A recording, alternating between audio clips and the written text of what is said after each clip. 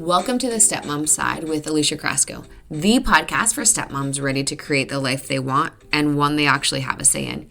Here we talk all things stepmom life and just a little bit more. Leave the superficial conversations at the door and get ready for perspective shifts and actionable advice to help you on your way to creating the life you want, one step at a time. Hi, Karin. Welcome to the podcast. I'm so pumped you're here. Hi, Alicia. Oh my gosh, I couldn't wait. When you reached out, I was like, yes, I love her. This could be so much fun because we're like old friends, even though we've only met and talked once. Yeah, I just really liked you. Like I had a really immediate connection. Like your energy, like everything about you. I was like, oh, I like this woman. Like I need to have her on the podcast. And you said yes, like right on the spot. Like after I'd been interviewed for yours, I was like, can I have you on my podcast? Yes. Oh, I couldn't Luckily you said wait. yes. So Okay, excited to so be here. thanks. My audience may not know you, so can you tell us a little bit about you? Okay, so I am I am a lot of things. So I am an elementary school principal here in Delaware. And about 4 years ago, I started a podcast called Momnificent. It's a guesting podcast. So I have all these guests on educating myself, which is so cool. It's like a personal PD and helping parents navigate any and all issues when it comes to raising kids, because there's not a manual. Like we're all looking for where's the manual of my kid, and there is none. And I've Mhm. always thought for years, how many years do we spend in college to prepare us for a career for the rest of our life, right? But Mhm. who puts us through school for A, marriage, B, having and raising kids? And yet that is a whole lifelong career as well. So I just have this podcast, Momnificent. You can find me on Facebook, TikTok, while the US still allows it. No, I'm just kidding. Right. Um, and find and follow me, share a question or an idea or something you would like me to bring to you as an audience. And in my day job, I'm an elementary school principal. We're going to talk about some non-traditional approaches I have that are and aren't always well liked and best received, but they sink at my core of who and how I believe we should treat kids in this life and today. So I can't wait to share. Oh my gosh, I'm super excited. Okay, I'm really excited to talk about your non-traditional approach. But before we get into that, can I ask you questions about co-parenting, like through the school system and what that looks like and what you guys see at your school? Yeah, so it's well, people do it well, some do it better than others, right? Like Yeah, that just is all out there. yeah. So, if you're a co-parent, first of all, okay, this is Karin speaking. I just want you to know from me that I believe you're doing the best you can. I actually just believe everyone is showing up every day, whether it's the kid, the parent, anybody. Like I work off of the premise of this person in front of me is doing the best they can. And if you're a parent and you're like, wow, I've never really always felt like that walking into the school system or with my child's teacher, hopefully you feel that. If you don't, I just personally want to apologize because within the school system, like there's so much that we're doing and expecting and wanting from our kids and our families. And sometimes it's a tall ask. Mhm. And I can sense at times parents can maybe feel overwhelmed by what the teacher and the school are saying you should and shouldn't be doing for your kid, your family, the academics, the whatever, the behavior, whatever it is. And so there's parents who are doing it well. There's parents who there's conflict, and there's parents who I can't talk to you need to tell my significant other that I'm not with anymore what's going on. So basically in our school, if you have joint custody, we have to like share both things with both families, but we only offer, for example, one parent conference. And at times that's hard because um, the co-parents might not be on the same page, and then they're showing up possibly with the other co-parent, right? So I don't know if I answered your question well, but there's a lot in I was there. gonna ask, so here, when we filled out the information sheet or whatever it's called at the beginning of the year registration, you put in everyone's information. And so we could put, I think, four people. So we had all four parents. So we had my husband, the mom, me, and a stepdad, right? And it was just like a tree of different people that were on there. Here are the two primaries. And then it switched because my stepson had moved in full time. And then I was like, okay, I'm gonna be the primary. This is weird. But do you guys have that set up for your school system? Like where, let's say that it is a conflict or a high conflict situation where they don't get along. It doesn't even have to be high conflict, like they just don't see eye to eye on different things. Mhm. Do you have it set up where two different households can get information, or is it just one household that gets information? And I know it's, and that's another thing though too, like just to kind of give you some grace. It's hard when you've got families that are navigating hard situations and then it spills into the school system, right? Because So it hard. definitely affects the education that the kid is getting. It definitely affects like the dynamic and like, okay, where are you going today? Who's getting information? Like, what does that look like? What's Yeah. happening? Well, and because sometimes we well, it feels a lot of times we're caught in the middle. Yeah, And we keep absolutely. saying to ourselves, like, this isn't our problem. Like, this is the parents' issue, and they need to resolve it and not put us in the middle of it, trying to sort it all out. Like, so we are put, I feel, in the middle a lot. And I just have to keep reminding the teachers, like, if you send one email, you're copying the other parent on it. Like, you can't just Yeah. talk to one and not the other. You can't say something to the one and the other doesn't get to hear it. So that's why we always are consistent with like one parent conference, whether they can Zoom or and not be in the same room together, or we aren't sharing something that possibly comes back like, oh, you didn't tell me and I didn't know, right?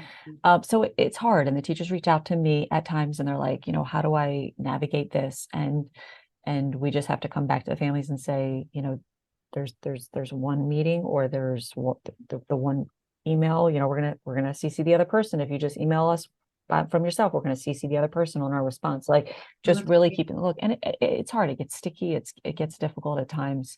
But again, I do go back to like that the each individual really wants the best for their child. Like, that is the ultimate goal of all of us. Mhm. And so I it helps me to keep that frame of mind, because sometimes you're just like, oh my gosh, I can't believe, this parent. And I just have to stop and be like, you know what, they're showing up with the best that they can at the moment. And now how can we navigate forward?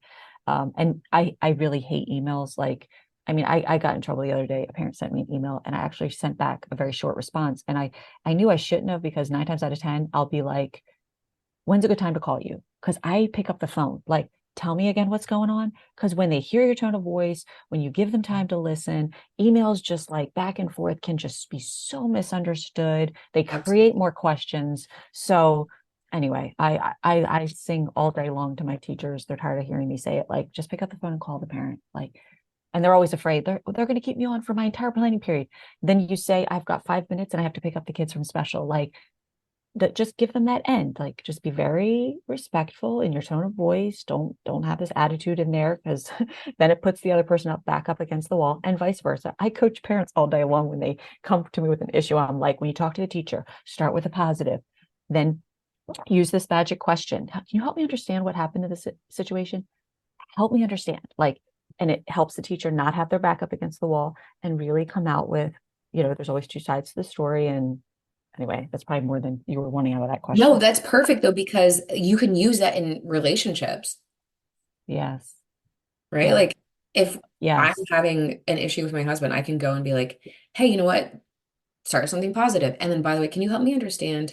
Not by the way, can you help me understand this? And it's actually something that I learned from him too, as far as delivery of like a critique, because I'm very direct and I'll just say whatever. And he was like, okay, Alicia, we've got to work on this delivery. We need to be a little more diplomatic. And I'm like, why? Like, you know where you stand. And he's like, yeah, it's not always really a good thing.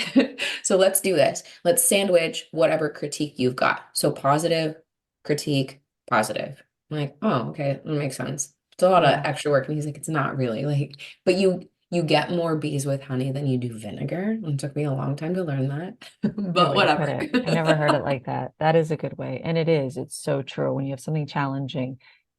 And I've said that for years. It's not what you say, it's how you say it. Sometimes people get back on me for that. Like, no, it is what you say. Okay. And it's so important how you say it. You can say the same thing and it comes across like, okay, or and now I'm totally pissed off at you. Like, Yeah. it's just there's a lot of power in that. Okay, so you have a very non-traditional approach to getting through things with students. And I think that this will translate well over into like co-parenting things, or if things are going differently like at the house. Can you tell me a little bit about what you do? Because, or like when it comes to like that non-traditional approach, because you're the principal. And so like the principal's office is like the end all be all, right? People are like, ooh, I'm scared to go to the principal's office because I already know that the hammer's coming down. But your office isn't ran like that. Tell me everything. So I'll walk you through a scenario. Okay. And parents, as you're listening to this, I want you to think of your own kid coming to you, or maybe you hearing about a situation, and listen how and what I say, because this is literally what I've held two parent trainings on. And parents have started, well, it's not just me. I learned this from Dr. Stuart Ablin, who runs his own parent courses monthly. So you can learn this. It's out there. And I learned it 12 years ago when I was an assistant principal. And so what happens is, and I've done it religiously with the kids that get in trouble, because as the assistant principal, you get all the behavior sent to you. So here's an example. A kid's on the playground. Oh, you want me to give you my fun one, right? Where I got the kid to admit that he peed on the bathroom wall and his mom was Sure, you scared. can go with that No, one. You can no, use a my couple different examples. no, my kid did not do that. So, okay, so I'll start with this one. In third grade, I get, wind of like a kid peed on the bathroom wall, like who did it? Whatever, we got to investigate. They're in trouble, blah, blah, blah, blah, right? So we kind of narrowed it down to a student and brought them to my office. And whenever I talk to a student who's in trouble, I keep a very calm voice. I keep a very even tone voice. So the first key I talk parents through is you gotta be in tune with being aware that you're calm and in control of your body. I call it calm and in control of your body because it's just easy and quick. There's probably a beautiful other way to say it, but if you're not centered, calm, and you're not in your own space that's not triggered emotionally, literally wait till you're in that calm space, whatever it takes. And it might be 15 minutes, it might be an hour, whatever it takes for you to get not in that elevated emotional state where I call it like the freaked out mode, right? And that's what you're functioning out of. So as an assistant principal, sometimes it's easier to be in that position because what happened was with possibly a teacher or student outside that moment. And so when they come to me, I'm not triggered and emotionally, elevated in that moment. So could be a little easier for us in that sense. But that's what I train and teach parents to do. So what I said to this kid was, you start with a question. Either I noticed or I heard. So if you saw your kid do something, you would say, "Hey, I noticed." You would start that question with that. Most times I have to say I heard because that's how it comes to me as an assistant principal. And so I said to him, and this is how I talk to him. I call it the even tone voice. Like you're talking to someone on the elevator. This is key. You know how you're on the elevator, you just say like, "Hey, how are you today?" Like no, almost no emotion, just like, "I don't know you, but this is how it is." That's the tone of voice you use every time. I mean, you practice it. Do we get it Mhm. perfect first time? No. Like I've been Practice. Yeah. practicing this Mhm. for years and I failed my way through it, but I was so committed to it because when I heard about the approach, it synced inside with how I believed kids should be treated. And that's how I wanted to be treated. Um, so I say to the kid, "I heard that you peed on the bathroom wall." And then you end with this magical question. "What's up with that?"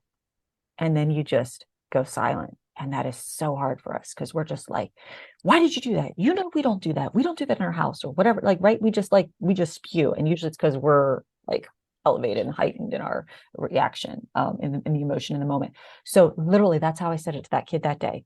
"I heard you peed on the bathroom wall. Like, what's up with that?" And they just stare at you like you have five heads because nobody ever questions them in that way. And nobody ever talks to them in a calmer tone of voice. So they're like, "What are you doing?" And you just totally like rocked my world. Right. Mhm. And 9 times out of 10, especially when you start this process, they're going to look at you and be like, they shrug their shoulders. Right. We all know that. Or they're like, "I don't know. I don't know." And then this is the other magical question I love.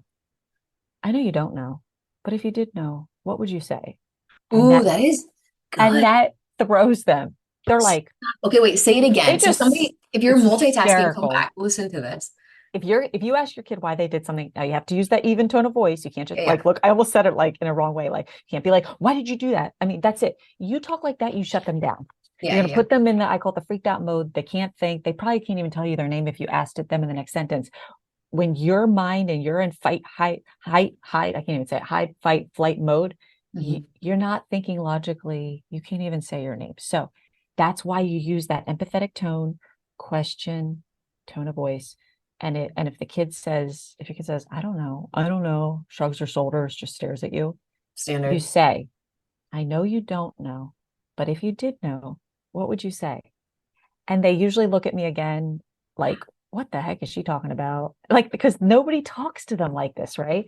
Yeah. And then they shrug their shoulders again, and then they say, I don't know, or they go silent, and I just wait. And that's the hardest part because we're not used to that impregnable pause of quiet. Nobody likes the quiet, but you've got to just try it. Like, talk to yourself in your mind, tell yourself something, just shut up. I call it on my podcast, I say, in my YouTube videos, I say, mute yourself. Like, mute yourself, like whatever it is to help you stop, because they're just used to us barreling thoughts and feelings and words at them so fast. So then this kid just looked at me, and he probably said again, I don't know. And I'm like, and then you just say it again. I know you don't know, but if you did know, what would you say? And you just wait. And then when they shrug their shoulders again, sometimes I'll add, there's no right or wrong answer, because there's not. Good. And it's just really getting them to a calm, diffused state where they can think logically. They know they're not going to get yelled at. Over time, they realize you're not going to just surprise yell at them now, because they're just, when a kid is in trouble. Okay, here's my side note. When a kid is in trouble, I don't believe it's my job to make them feel worse, and not a lot. Well, I've gotten kickback on that, I'll just say. But I don't believe that. I was a bad kid. I lied, I stole, I cheated when I was in elementary school. I was a bad kid. Like, I wanted the Lance machine crackers. So I took the money and I wanted to get it. Like, it was all out of like purity. Mhm. Right. But Yeah. I played outside, and my mom said I couldn't play in those shoes, but I wanted to play outside. So I messed up my Sunday church schools, like shoes. Like, I just did things like that I wasn't supposed to do. But I felt bad as a kid. I got in trouble and I felt like I was a bad kid, and I hated that feeling. And to this day, which is why I think I love this process so much, this is not the goal of that process. And the kid never, I'm never using a tone of voice that makes the kid feel worse than they are in that moment. And what I tell teachers or parents is, I believe inside them somewhere they feel bad, even if they're not showing it. And all we can kind of determine sometimes is whether the kid looks like they're remorseful. And I don't believe that's my job. If they don't look remorseful, I'm trusting inside my gut that inside them somewhere they feel bad. And I just don't believe it's my job to make them feel worse. And this process doesn't. Do they have a consequence at the end? Yes. Do they, if there's something that has to happen because of the rule or the thing that they broke? Yes. But they're not going to be made to feel worse. So I say to this kid, going back to the story of the kid who peed on the wall. So eventually, of him saying, what would he have said? Like, no. And then I said, oh, there's no right or wrong answer. Like, and maybe I'll say the question again. I heard you peed on the bathroom wall. Like, what's up with that? And you know what? I don't even remember to this day what he said, but whatever it was, he agreed to it. And we talked through, like, okay, so how do you feel now? How do you think the custodians feel? How do you think the other kids feel? And then I usually insert the question, what do you think we could do to fix this problem? What could we do to help this situation? And I get them to come up with, like, well, maybe I'll go help the custodian clean or something. And I try to do like a logical consequence. Like, you did something in the bathroom, you and I are going to go around the entire school and pick up trash. Like, we're not going to go clean every bathroom, because that might be a little bit of a stretch, unless I had gloves and we did Saturday detentions these days, which we don't. But I try to keep it logically connected. And then I had that kid call his mom, and she's like, he didn't do that. And I was like, please tell your mom what happened today. And he told her, and she was blown away. And I was like, and that's why I love this process. Yeah. It's so amazing what you can do when you've got that connection, like we were talking before I started recording, like that connection over correction. And I love that you touched on like muting yourself, because that's something that I'm really good at. And I think that's what sets me apart from like every other parent, like in my situation, is that I will ask you a question and I will wait for the answer. I don't feel the need to like fill in the silence. It doesn't make me feel awkward anymore. At first, I was like, ooh, say something. But sometimes, actually, I would say most of the time, if not all of the time, kids process things so much slower than we do, right? We've already planned out until next Tuesday about like what's going to happen with this situation, where they are still trying to process through, wait, what's going on? What am I being asked about? And depending on whenever it is that they're questioned about it, it might be they forgot about it or they don't remember it or whatever the case, whatever happens, right? And so sometimes kids just don't process as fast as we do. And I hear this a lot, like if I'm at a playground or if I'm at like a play structure or whatever, and I hear another parent say something to their kid or ask something of them, and the kid doesn't maybe do whatever it is fast enough. Maybe they're distracted. There's like a million and a half things going on, right? And I'm like, oh, and I kind of remember that like when I was growing up, like if my mom said jump, it was like how high, right? Like, what do you want me to do? And Same so here. it's like undoing that, but also like give them a second to like think through what they're saying, be aware of like what's happening. Maybe they do feel shame, maybe they do feel scared, maybe there's fear there, maybe there's a million and a half things that they've got going on in their head. Maybe there was a dare, maybe they're like, oh my gosh, what am I going to tell my parents because they're going to freak out or whatever the case may be. Yes. Like give them that space to just be and process and talk it through. Like there's so much. I remember when my stepson, this is like totally a tangent, but when he was in the house, we were having like late night conversations. Like we would just do that. We'd stay up and like talk about anything under the stars and beyond, like literally anything. And he was saying, I like that you'll just have a conversation with me because if you just were to yell at me, I just shut down. And I don't like, I'm not going to listen to you. I don't say See, anything. see, that's But if it. you have a conversation with me, then I'm open to like listening to you. And I was So like, powerful. yeah. If parents So knew that magical key to change a lot. yeah, it totally does. And I think like we were talking before, there's so much to be said for, because I was raised like this, when you parent out of fear, right? Mm. That you're not really teaching your kid anything. I mean, I don't want this, and I don't know, like it's kind of backwards to me where you're the person that I'm supposed to be going to for love, for support, for compassion, for grace, for all of the things, but I'm scared of you. Right? What? Yeah, right. That's, yeah, when you put it that way. And yet, how many of us were raised that way? No, I totally was, yeah. And so it's like undoing that. Okay, so how did you get to like this part of it? Like, how did you decide, okay, I'm going to incorporate this into our school? So, well, I learned it. I think I learned it because every year goes by and I forget how many years go by. I think I learned it like 13 years ago, which I said I was an assistant principal at that time, but at that time I was what they call a child study team facilitator in two elementary schools. So it's a team that gets together when the kid like doesn't qualify for a 504 and IEP, but man, they've got like challenges going on, whatever it is, academic behavior, whatever. And that's when I started doing this practice when I learned it with these kids. Because, like, for one kid, the teacher's like, he doesn't even bring his backpack to school. He doesn't even do his homework. He was in middle school. And I sat down with him and I did this approach. And when I got to the point of, because it's called a collaborative problem solving process. So, really, the ultimate goal is for you to come up with a solution to the problem, and they're coming up with a solution. And what that part of this process looks like is in that situation with that kid was like, okay, it sounds like you're not bringing your homework. It sounds like you're not bringing your book bag. Like, what's up with that? We went through all of that. Okay, what do you think we could do to solve this problem? And you try to get the kid to come up with like three solutions and try one for now.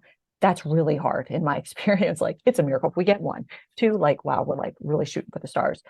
But the goal of that is really to get the kid to share a solution, which kids aren't used to problem solving these days. They're just told everything. They're not used to Yeah. anybody making them think. I'm just putting that out there. That's not everybody. That is just a observation of um, and so this process is so brilliant because it actually teaches your kid problem solving skills, which they're going to need for the rest of their life. And Mhm. so when I said to that kid, like, what do you think we could solve this problem? He said, well, maybe I should. Well, the TV's on downstairs and I can't hear. Okay, so what would you like to do? Maybe I'll ask my mom to turn the TV down. Maybe instead of doing my homework in the kitchen where I'm distracted, I'll try to clear off my desk because it's a mess in my bedroom. Like he started problem solving things and then he started trying it. And then you come back to the table. Did that work? Did that not work? Okay, what should we try differently now? So not everything that they say is a solution might work. Mhm. And it seems like we're all looking for the magic answer. Well, we might not get it till we failed several times. So we can't be afraid to fail forward in this process. Yeah. And the kid ended up bringing his book bag. He ended up doing his homework. And this process, and I bet because I sat down with him and talked to him in this even tone voice and didn't just yell at him again and get upset like everybody was because he just looked like he was a worthless middle school student not doing his job, right? That's Mhm. our traditional sort of way of approaching it. So that's what's so then I started using that process as an assistant principal in all the challenging moments of kids and their behaviors that came my way. So I actually built a connection with the kids. And then I ended up, okay, I added this on top. I would play Uno with those kids once a week during lunch. Now, sometimes teachers were like, you're rewarding them. And I was like, no, it's an intervention because they were the bad kids. They felt like the bad kids. They could inadvertently feel that from people. And I disagree with that. So I created maybe the most fun moment in their week possibly by having lunch with them and playing Uno. And then when I had to correct them in the moment when they were bad, they were listening to me. I built that trust. It was so powerful. And then my principal at that time made me this frame that still sits in my office. It has Uno cards, and she got all the bad kids all that year to sign it. And it still hangs there today. And it says, Dr. J changing one kid at a time. That's And so it's sweet. like, Yeah. that's how I believe kids should be treated. Yeah, I completely agree with you. Okay, I had a question for you. How do you navigate when you get the pushback from parents or your teachers? Because we talked about this off Oh, camera and then you had mentioned it a couple times here. Because it's hard to stand in that when everyone else yells or screams at the kids or, has these super harsh consequences. Not to say that there should not be any consequences, absolutely. But it's hard for you to be like, okay, it would just be easier for me to do what everyone else wants me to do, right? yeah. I don't know if I have the answer to that question yet, but it is really hard, and it's actually one of the reasons why I started my podcast because I was like, I'm going to share this with parents who want to try this because I so believe in it, and it's so how I believe kids should be taught, and the kids got it, and the parents got it, and it's just incredible. And when I'm a guest on podcasts, literally, I've been on podcasts around the world, Greece, Australia, Canada, England. And every time I talk about this, people are like, this is amazing. And I'm always like, oh my gosh, it is. So what do I do when I get the kickback? I I just take a moment to myself and have to connect with that knowledge that this is what I believe. This is how I believe kids should be treated. And I just have to find that strength within to do it because it's that next kid that deserves it. And I really do believe that kids, we owe this to our kids to treat them this way. And so I just, I have a little post-it in my office of a kid who had very challenging times. Like one time he stabbed a kid with a pencil and it was just so bad. And it was so bad that the parents didn't even come to meet the teacher night because they were so embarrassed. Like, how do you even show up like when your kid has done this, right? Like it was just so, and I did this process with this kid every time, always talk to him this way. He needed a lot of processing time. And you know what he gave me at the end of his little years with us? Little green post-it in his handwriting. Dr. J, you are the best principal. And it's just those things that I have to come back to know what I'm doing is right for the kids. It's right by them. It's right by these parents. It's what I believe in. And I just have to go back and encourage myself because I'm not getting that external encouragement and feedback.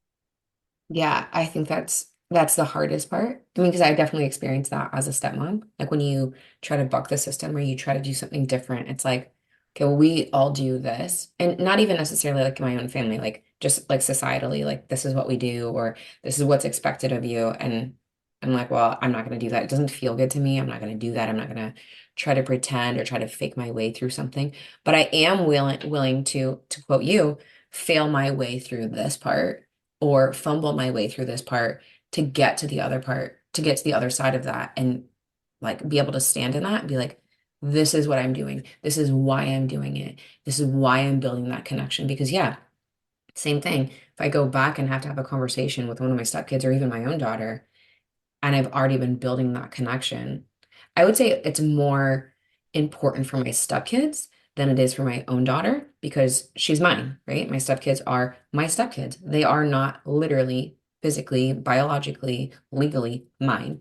And, they've got their whole life before me. And I can't bridge that gap. I can't make up for lost time that I wasn't there. But what I can do going forward is make sure that I'm working on building that connection. So when I have to come in and be like, hey, what in the hell? Like, why did this happen? Like, what is going on? Granted, I don't speak to them like that, but like, what can you help me understand this? Like, and for me, like I remember when my stepson got a speeding ticket and it was $300 and we had decided that he was going to pay it. Yeah. He'd Oh been man. out and he was supposed to be back by a certain time because he just had a permit at the time. You're like, you had like actually a beginner license, like he had to be back by 10. And so he was going to be back late and he was actually going to his mom's. And he was late. And so he had called my husband to be like, hey, I just got pulled over. I'm getting a speeding ticket, all these things. And so I had said to him, so help me understand, how did you get a speeding ticket? Wow. What were you doing? Obviously, you know what you're doing. You're speeding. Duh. Right. But how do we get into the situation where we had to be speeding? And it's easy for me to be like, oh, he's a teenage boy. Of course he's speeding. Of course he's driving fast. He's got like at the time had a sportier car. Now he doesn't even have a car because he doesn't need it. But talk to me about what that situation looked like. I was like, well, Mm. I stayed later than I should have, and I knew that I needed to make up time. Da, da, da. And okay, same thing, the critical thinking part, because that is a huge piece that we don't let kids do now, is just think for themselves. I'm like, okay, so what do we need to do next time? Like, let's work backwards. You know that this is what time you need to be there. What do you need to do? What time do you actually need to leave by, right? And yeah, especially when children come from a family that's been divorced, there are so many things that they don't get to decide. They typically don't get to decide who they're staying with, when they see the other house, what they're going to have at either house, how either house is going to be ran, like where they're going to school, there's so many things that they're just, Unknown. yeah, so many uncertainties, so many unknowns, so many just like, I'm just going through the motions to survive, to like get through this childhood of doing, God knows what, Yeah. right? Yeah, that's so good. And so just taking the time to build that connection, like, hey, and checking in with them, like, hey, how are you? And maybe they're having a bad day. Right? Like we do. I know, I mean, we have shocking. such high expectations for these kids. Sometimes I tell Yes. kids, tell parents, I'm like, they're not robots. I know you're upset that they did that, but they're a kid. And actually, when they do wrong and learn from it, they actually learn more than if they're the perfect goody goody two shoe and they go through life doing everything. Oh, I'm supposed to do this, that, and the other. I mean, and I'll just speak from my own experience from that. Yeah. Oh my, that was me. I was the So many perfectionist. times. Like, Yeah, because I me was too. parenting here. Yeah. Yeah. Like, yeah. Oh my gosh. Wow. I like your non-traditional approach. Like, I think that it's very, very, very like connection driven, very like bonding, if you will, like in a weird way. And I like that I'm gonna go play Uno with them. And I could see how that could be misconstrued as like you're rewarding bad behavior. And I always think the kids that act the worst, so to speak, or act out or have behavioral issues typically need the most love. And they're maybe not getting it at home or, from their caregivers, whether it's their own Yeah, they're parents or, hurting. Hurt yeah, people hurt people. So why are no we way. surprised? Yeah. And so, yeah, everyone deserves love and to feel like they Everyone, belong. everyone. Yeah. Okay. So where can people find you? Because I'm sure, yeah. Okay, so I'll go back to Momnificent. If you Okay. Google Momnificent, if you Google me on YouTube, you'll hear all the podcasts that I've been a guest speaking on, which I usually talk more about this approach, which is so funny more than on my own podcast because my podcast is a guesting podcast. So funny. Anyway, and then you can find me on Facebook, like I said, TikTok, YouTube, but reach out. I'd love to hear from you. I'd love to hear, if this resonated with you, if you found it helpful. It's always encouraging and inspiring. It just makes me smile and builds me up when I have a tough day. I just go back and look at someone's review and I'm like, I am doing something right. Yeah, right. It's sometimes that's the hardest thing to like remember. Like, okay, I'm not a bad person. Like, I'm doing the right thing. Yeah, Yeah, I think yeah. you're doing great. My heart is, yeah. Anyway, thank you. So if you're listening to this, I just want you to know if anybody didn't tell you this week, you're doing the best job you can and you know how. And thank you for that. And keep showing up being you. Oh, that's a great way to end. Thanks, Karin. I appreciate that. Thanks for taking time to listen to this week's episode. If anything was helpful or resonated with you, please share it on social media and tag me. I'm just at Alicia Crosco. And if you could leave a 5-star rating and a review while you're at it, that would also be really helpful. And if you find yourself struggling with your stepmom journey and you want a little bit more support without the hefty price tag of coaching, you might want to check out the Stepmom Side community, which is my own private community for stepmoms, where you get to connect with other stepmoms around the world, and myself, where I hold weekly office hours and monthly group coaching. It's kind of like you have your own personal coach in your own back pocket. Again, without that hefty price tag. See you next week.